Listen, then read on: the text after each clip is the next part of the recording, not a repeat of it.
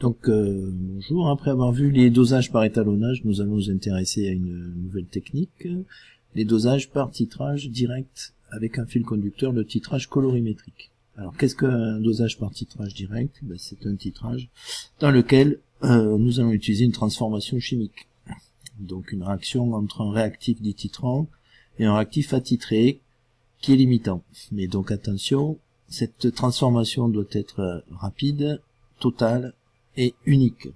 En pratique, le matériel nécessaire, donc la solution titrante sera introduite dans une burette graduée, on aura fait le zéro. La solution attitrée sera prélevée avec un volume précis, sera introduite dans le bécher.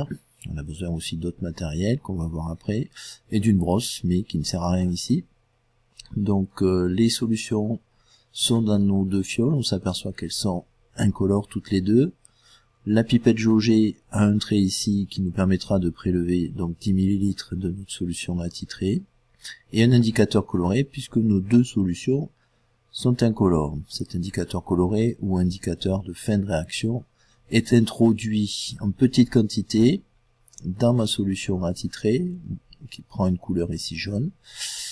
Alors l'indicateur de fin de réaction va nous permettre de déterminer ce qu'on appelle l'équivalence, et elle sera déterminée quand il y aura le changement de couleur de cet indicateur de fin de réaction, indicateur coloré.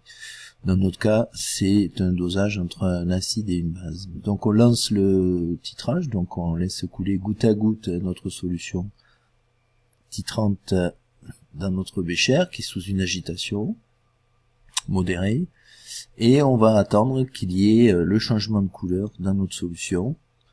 Donc nous sommes pour l'instant toujours dans du jaune très clair, et petit à petit nous allons voir apparaître une solution qui devient bleue.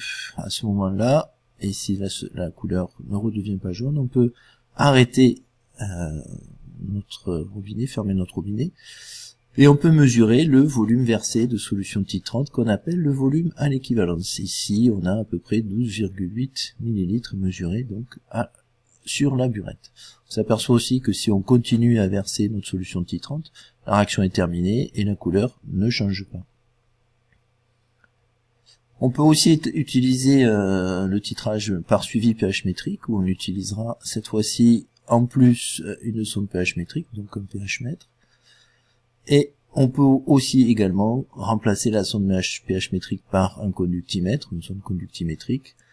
Et nous aurons donc à tracer des courbes, et à partir de ces courbes, nous le verrons prochainement, nous déterminerons l'équivalence. Merci à vous.